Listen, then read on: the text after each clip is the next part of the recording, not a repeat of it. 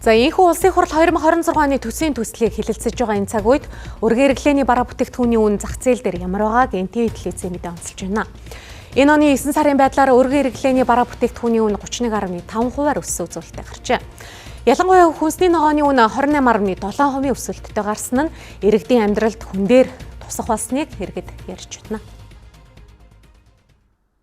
Ингээл бид нэр урд өмнө авч исэн бараа бүтээгдэхүүн одоо ингээл ороход бол ерөнхийдөө л өсөлттэй байна. Би мөн сая ингээл төрөөч 7 хоногийн ирээд авсан бараа өнөөдөр гэхэд нэмчээд байгаа ямар учиртай. Ер нь нэмэгдсэн байх шүү. 500-аас 1000-ын хоорондод нэмэгдсэн байна үнэ. Бах бол одоо 20 гарсан байна. 3 хүртэл одоо бараг жил явж өгч шүү дээ. Баг багаар таалах тараа махын тэр бүгд л нэмэгдэж шүү. Өргөн хэрэглээний юм бол. Иргэдийн хувьд бараа бүтээгдэхүүний үнийн өсөлт өндөр байгааг хэлж байна. Энэ жилийн хувьд хамгийн өндөр үнийн өсөлттэй гарсан бүтээгдэхүүний бүлэгт хүнсний ногоо багтжээ. Ялангуяа дотоодын нийлүүлэгчдээс нийлүүлдэг хүнсний ногоо 30 орчим хувиар багассан нь үн өсөх үндсэн шалтгаан нөхцөл болоод байна.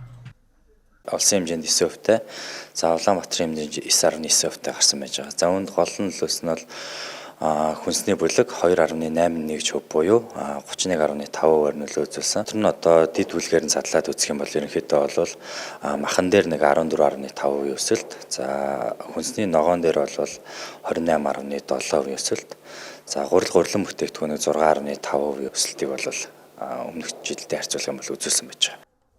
Харин инфляцийн төвшин буюу хэрэглээний бараа үйлчилгээний үн 2024 оны 9-р сард 6.3% байсан бол 2025 оны 9-р сард 9% болж өсөлтийн хурдц өмнөх оны мөн үеэс 2.71%-аар нэмэгджээ.